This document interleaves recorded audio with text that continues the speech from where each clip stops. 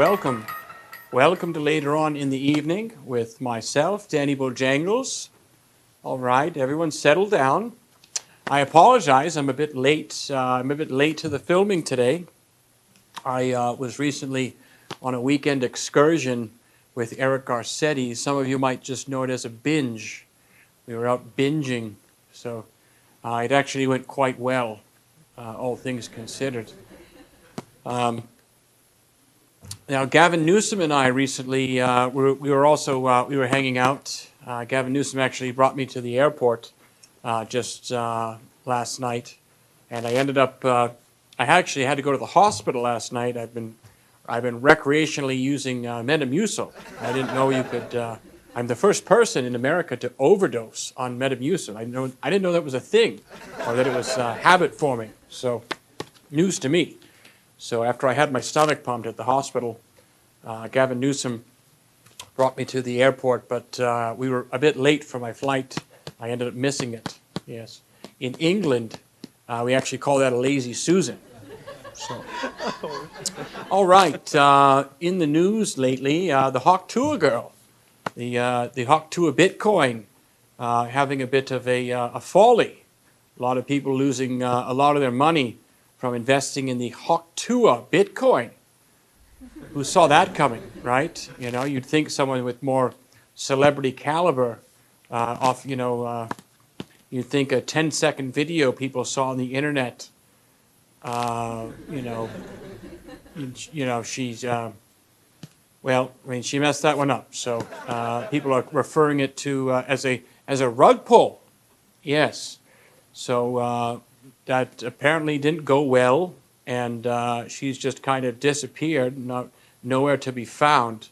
Again, you'd think someone that has a real rapport with people like that. It seemed like she was a really bright young woman with a really long-lasting future ahead of her. It's too bad.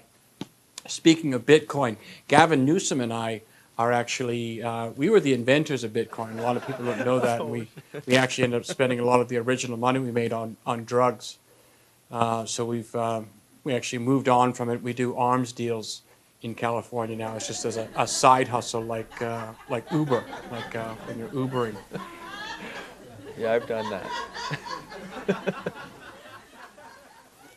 Yeah, yes, Gavin and I, good friends. That's not a secret. I stayed at his house over the weekend. He really likes to make people breakfast in the morning. He's a big omelet guy. If you're into having omelets in the morning, he's also very good at making toast. So something, if you're hanging out with Gavin, ask for the toast. I did hear about this. Yes. So recently, Gavin and I were discussing the homeless problem, which doesn't seem to be really being addressed by Karen Bass over in the city of Los Angeles. She's kind of dropping the ball with that and a lot of other things lately. Also with the California wildfires has been a real problem for her.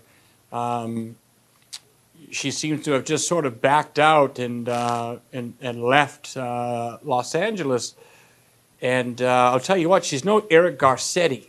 Eric Garcetti was a real saint of LA. So I feel like Karen Bass's days are numbered. So, but back to the homeless in LA, Gavin and I were talking about some possible solutions and what could be done about that. But the real problem in LA, I'll tell you what's really becoming a problem. It's the roach infestation in LA. Yes, it's really getting out of hand. The other day, I saw one of them driving for Lyft. So, all right. Well, I think that's it for now for me, and I think we're going to start the show. So, look at this.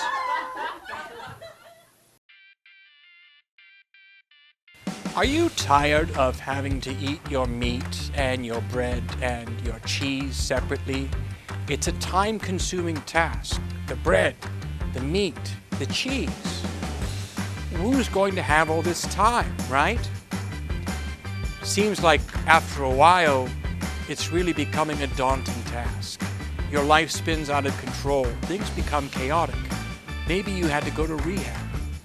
Well, Introducing a new invention, sandwiches.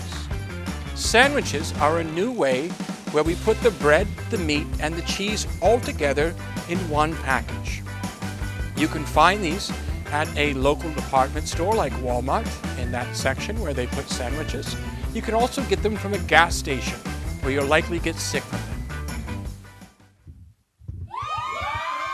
Hello, hello. My name is Erin Feeley. I am a local mom of 2. Thank you. I gotta say, there is so much shit about parenthood that no one prepared me for. Like, I was not expecting breastfeeding to make me feel like a man. You know, because all of a sudden I got this body part that gets all like big and hard until the load gets sucked out. I've been doing stand-up for 10 years now. 10 years. And I finally got that moment that all of us doing this hopes for. You know, that first taste of fame. Where somebody that I didn't recognize knew who I was. And I was like, yes, like finally. My comedic genius is being appreciated. My reputation precedes me, you know? Like, I am getting recognized at a bar in New Hampshire that I work at. It's a straight shot to Netflix from here, right? And then she goes, yeah, I definitely remember you. Like, didn't you used to go to Vacation Bible School in Wakefield?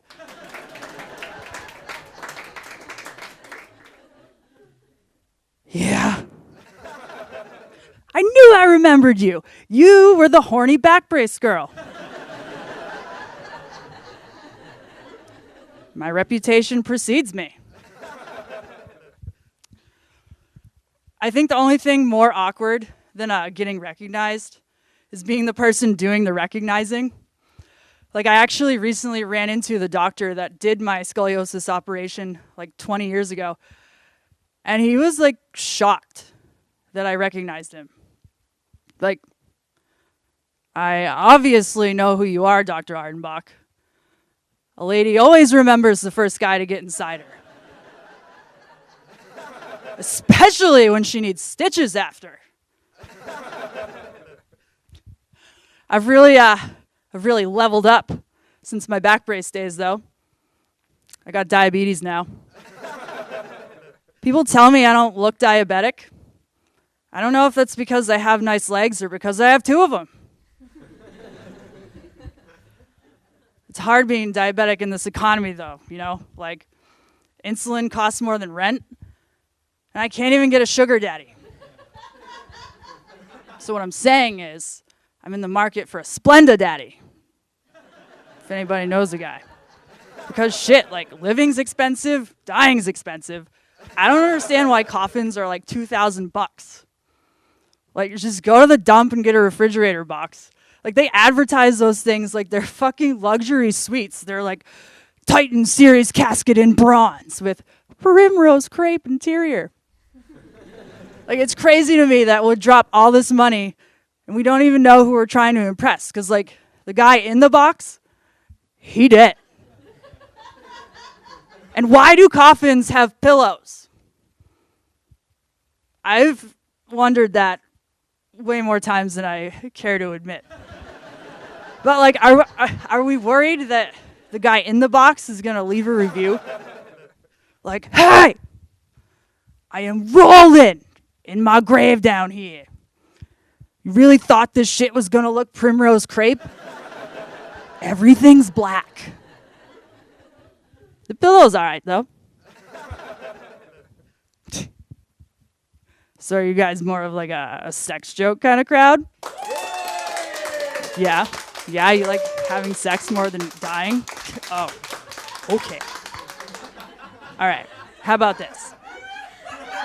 You ever in the middle of having sex, just getting dicked like so far into oblivion that your G-spot is like up in your throat at this point?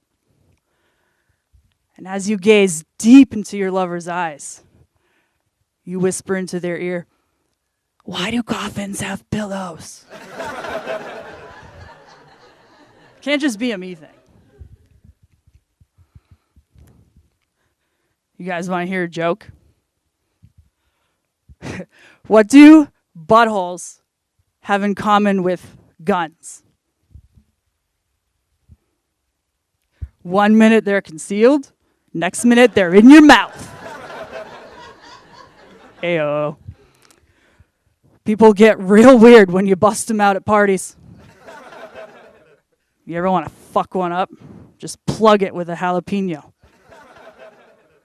And when Uncle Johnny gets drunk and whips his out, you should definitely run. So if you can't tell, I am a hopeless romantic. Love is hard though, you know, like people send out mixed signals, they don't tell you how they really feel. I will never forget the first guy that I thought was like the one. I'm gonna spend forever with this guy. To my credit, you know, we were spending time together every week. You know, he was always asking me about my deepest feelings. I mean, shit, he had a whole notebook like filled out about me. Why wouldn't I assume that I was about to gift him my virginity, right? But before I could even get my shirt off, he was like, hey, like, whoa, stop. Time out. You're 12. I'm 37. Okay? I'm your guidance counselor. Cool it. Like, if I'm going to go to jail and throw my life away for banging a 12-year-old, it is not going to be the horny back brace girl from Vacation Bible School in Wakefield. Thank you so much. My name's Erin Feeley. Yay. Are you sitting at home, a filthy, rotten, disgusting scoundrel your family hasn't called in a while because, quite frankly, they're embarrassed of you? You're a disgrace to the family. You're sitting at home, your one-bedroom apartment, you can hardly afford to keep the heat on. You're having your meat, your bread and your cheese together with a little bit of butter in there. And you're tired of the same old, same old. Well, have we got something for you. Introducing grilled cheese. Grilled cheese is a sandwich method where you take the bread and the cheese and you put it on a stovetop in a pan. You heat it up for a few moments. It cooks the cheese and toasts the bread. Apparently they're quite good. So try one. It's a grilled cheese sandwich. Ladies and gentlemen, welcome back to the Danny Bojangles show. Our guest we have on right now, Erin Feeley, local comedy host of the Fury's Comedy Nights in Dover, New Hampshire. Erin, welcome to the show. Thanks for having me. It's a pleasure to have you here this evening. We've got some interview questions for you. Let's jump right into them here. What led you into doing comedy, Erin? I started at Toastmasters. What is Toastmasters? It is an international club that focuses on like public speaking and leadership. And I joined it not because I had any interest in public speaking, but because I just sucked at regular speaking. Sure. And while I was there, I met this very nice woman, Michelle Mortensen. Rest in peace, Michelle Mortensen.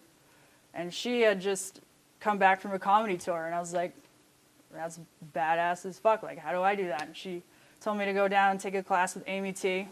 It's also phenomenal, 10 out of 10 stars. Everybody, if you want to do comedy, hit up Amy T. She's in Massachusetts.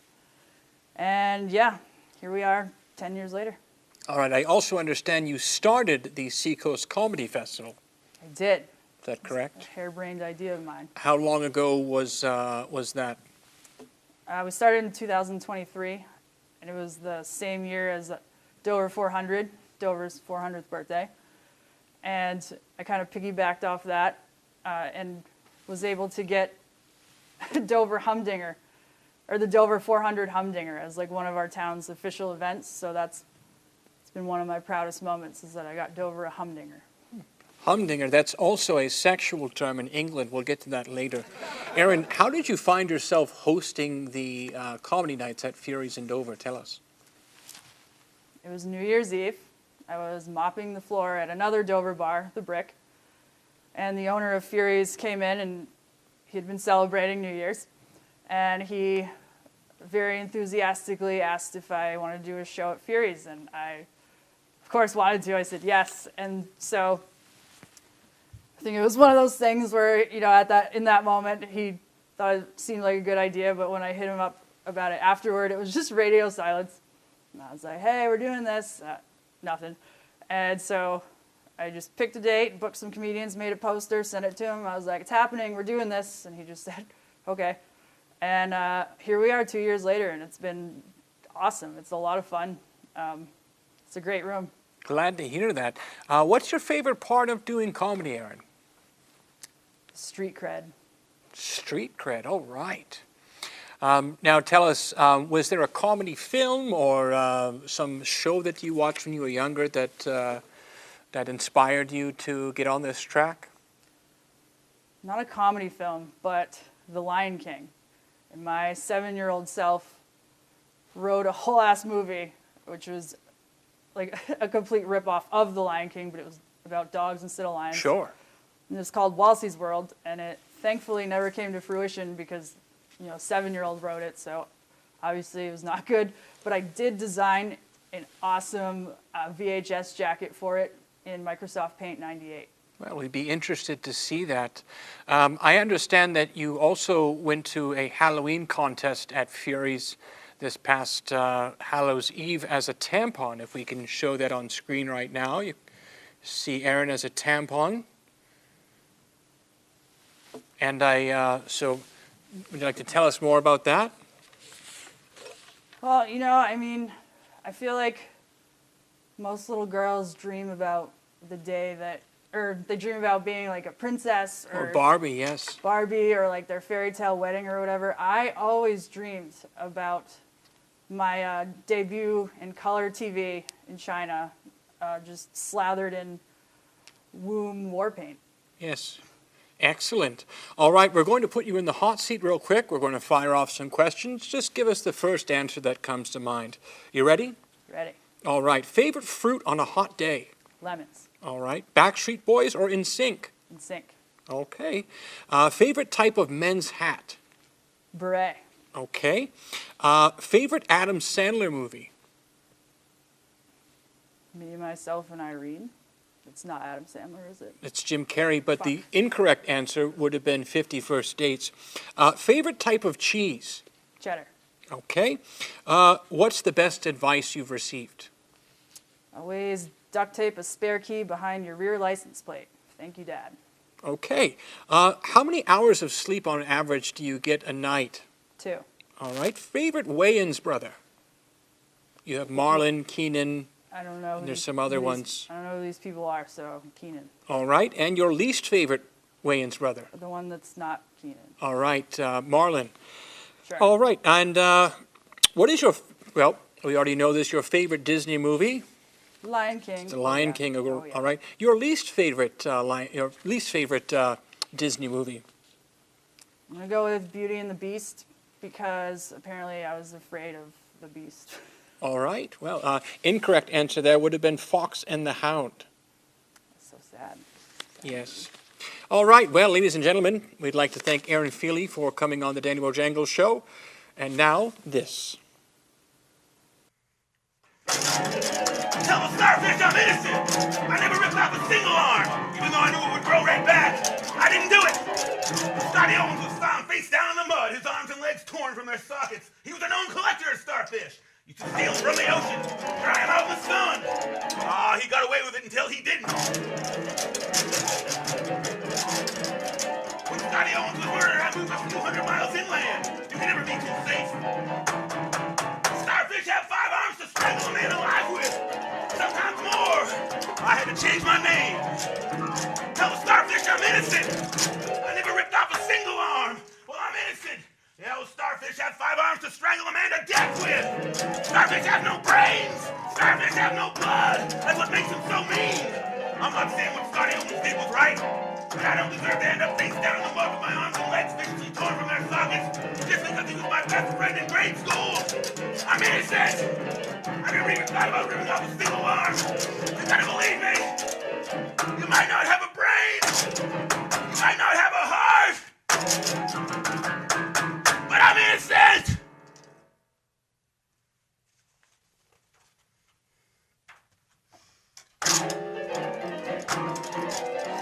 City, everybody gets zapped. The innocent and the guilty alike. In Bug City, imaginary friends are our only friends.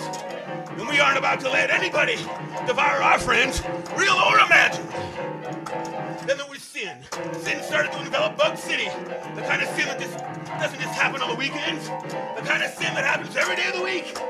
We tried burying that sin between couch cushions, beneath kitchen sinks, medicine cabinets, and secret trap doors leading to a room no one seems to have anymore. Nothing works. We might need to sever your head. We might need to sever your head and bury it right here in Bug City. You know a lot about electricity. You were struck by lightning twice. I read about it in the paper. We need your head. We need your head. In Bug City tonight. We need your head to absolve us of our sins. It feels right. In Bug City, you don't have a choice. In Bug City, USA, everybody gets zapped. The guilty and the innocent alike. Ladies and gentlemen, what you just saw was the stylings of none other than someone we're having the privilege to have on the broadcast this evening, Mr. Hot Dog Haynes. Would you like to introduce yourself? I'm Hot Dog Haines from Portland, Maine, alleged musician. Very well. Hot Dog, do you mind if I call you Hot Dog? Go right ahead, thanks, yeah. All right. Well, let's get right to it. Tell us, Hot Dog, who is Hot Dog Haynes? Well, I guess you'd have to ask my two house cats. They pretty much dictate everything I do from the morning I get up till the morning I go to bed. I know all about that kind of stuff. What are your cats' names? Lily and Flower. And if you're watching, I'm sorry I wasn't home for dinner. I'll make it up for you somehow, I promise. Right. And you say house cats. Are there other cats? Is there a brood? Just the two? It's just the two for now. All right. And But we could expand. All right. Now, Hot Dog, why Hot Dog Haynes? Why the where did the name come from? Hot Dog Haynes, well, I guess I have a few different versions of this story, but the real, it's not really that great. I used to eat a lot of hot dogs. Sure. When I was a Haven't young we man. all? But, I decided I wanted to live a little bit longer, so I've changed my daily hot dog diet that I had for many years, and now I eat a lot of potatoes. All right. So do you feel like you're going to venture over to maybe the artist formerly known as Hot Dog at some point, or? I could be hot potato, maybe. All right. All right. We look forward to that. Now tell us, where are you based out of? Portland, Maine. Portland, Maine. Is that where you're originally from, or? Well, I grew up in a few different towns in Maine, but mostly Gardner. All right. Now, I understand, Hot Dog, you're actually part of a musical outfit. Is that correct? Celebrity Handshake, and it's kind of what I do, similar to what I was just doing, but with an added guitarist and drummer. All right. Anything upcoming that people can come out and see you? Any social media you want to promote? Well, Hot Dog Haynes at Instagram, and Erin Haynes on Bandcamp. I have a bunch of solo stuff out there. And Celebrity Handshake on Bandcamp as well. All right. Hot Dog, what is your greatest weakness and your greatest strength? Well, the greatest weakness is too many to mention here. The greatest strength is I can holler real good. I can holler really loud, really long, extended periods of time. I mean, if I wanted to, I could probably bring this whole studio right down, but I don't want to harm anybody here. I appreciate that. Hot Dog, who do we have to thank for Hot Dog? Who's your greatest inspiration? Jerry Lee Lewis. Simply because he's the greatest singer of all time. All right. I'll accept that answer. Lastly, Hot Dog, what's on the horizon and beyond for Hot Dog Haynes? I have 2 new records coming out this summer, and a bunch of gigs. And other than that, I plan on grooving out with my Space Commander. All right. Well, there you have it. Ladies and gentlemen, Hot Dog Haynes.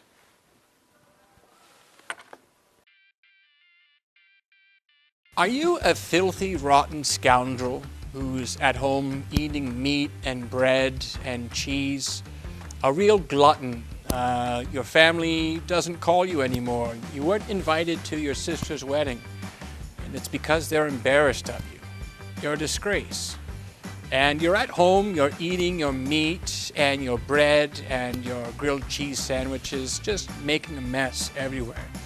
You're really an embarrassment. I can't stress that enough.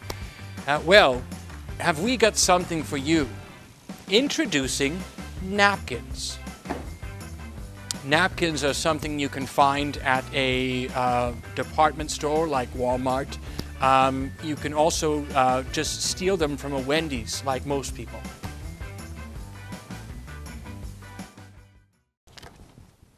All right. Well, Charles, what did you think of the last guest that came out? I thought he was a little strange.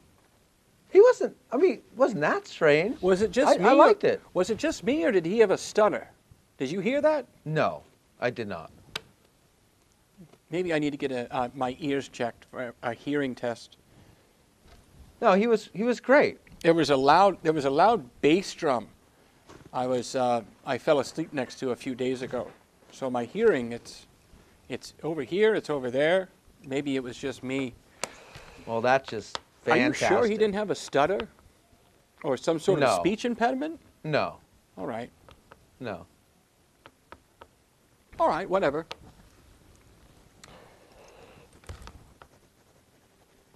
All right, ladies and gentlemen, here for a special evening segment, our special guest.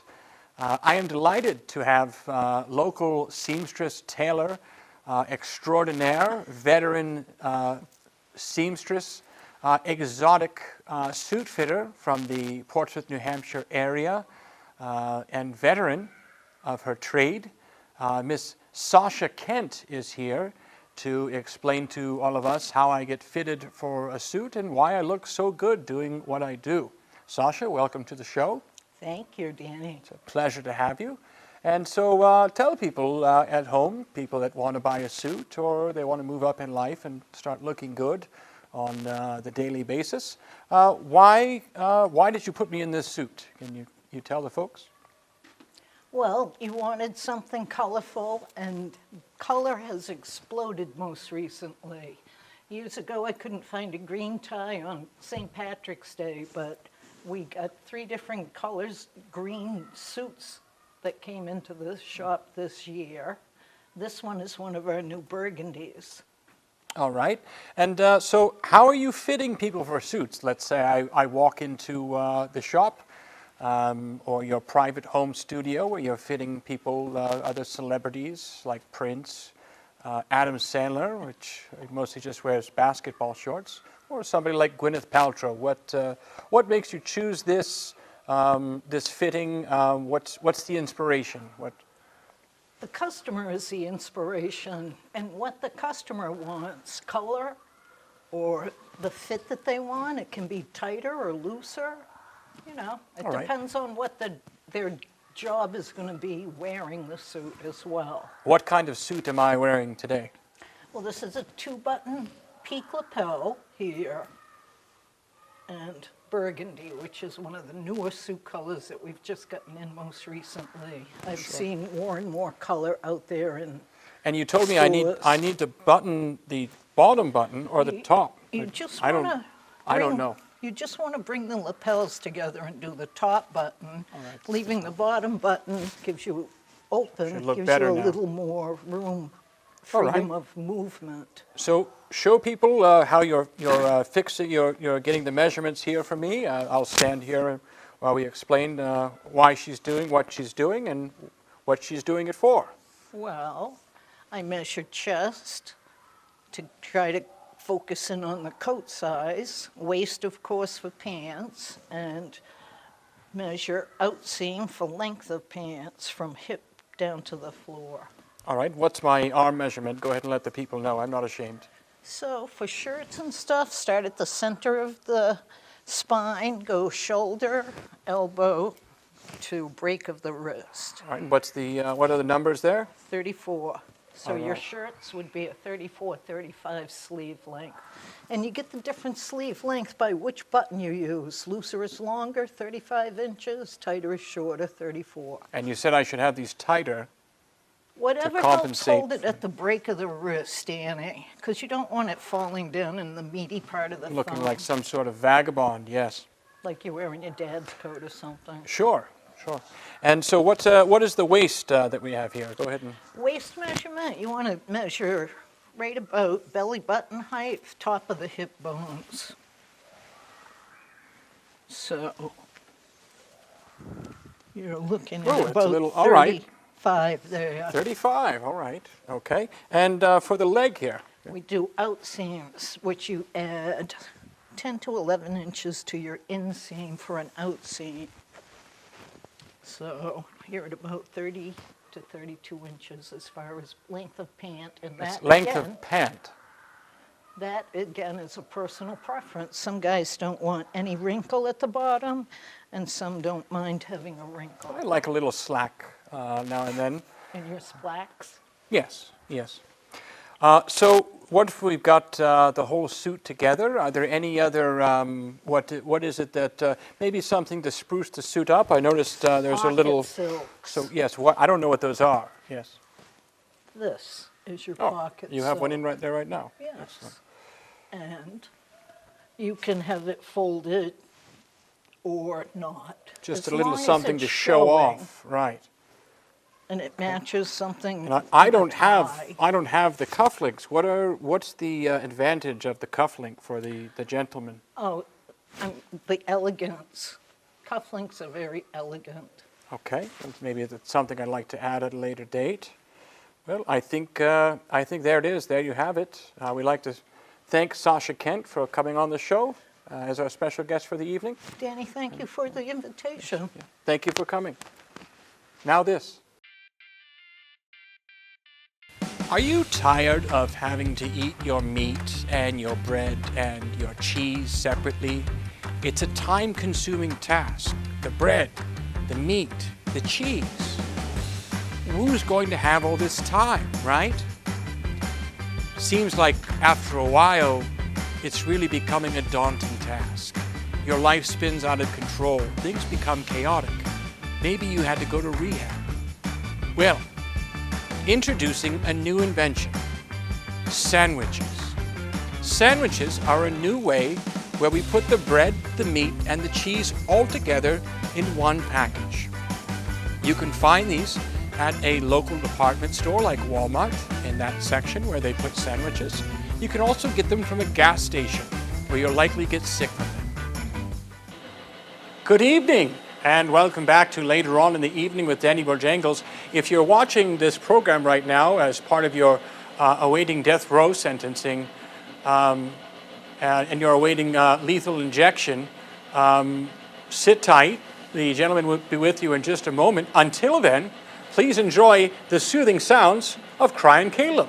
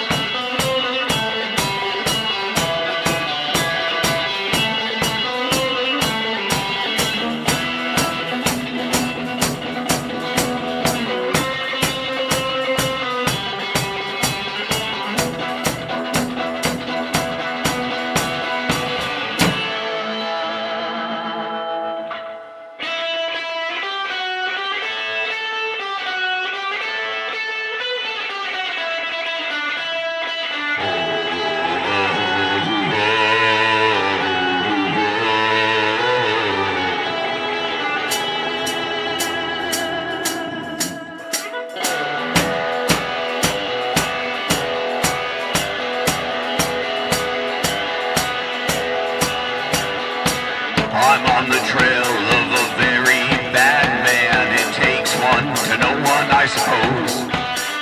Every day I think of things that would bring the devil shame. And the man I hunt, I know he does the same.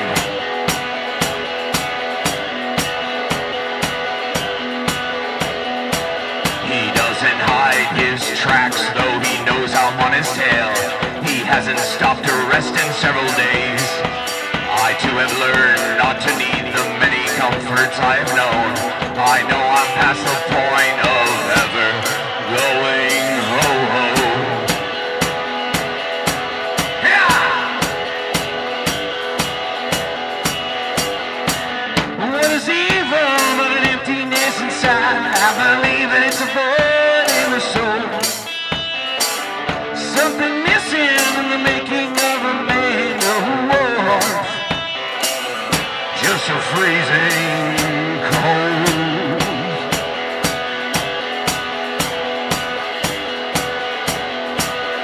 I've been walking night and day, I've been traveling his way. I'm down to nothing but my clothes and my pain. And this flask filled with tears, collecting for years, I vow to drown my man once I cut him down. Yeah!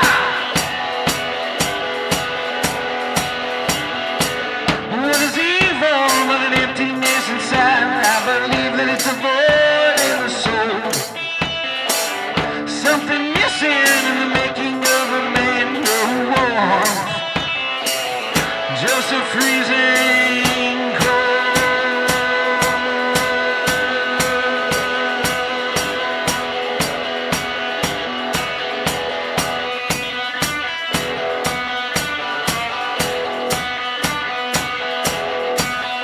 Well, I've closed the gap, now he's just within my grasp. A few more steps while reaching into the dark. From behind I feel cold hands close around my throat, and I sink into the sand, and I close my eyes.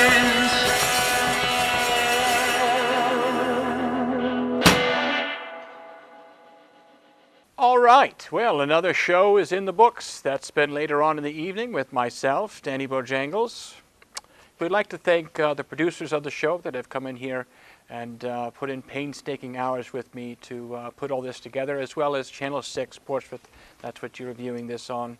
We'd like to thank all of the wonderful guests that we had on this evening. So I'm your host, Danny Bojangles, signing off. Have a great night. No one is coming to save us.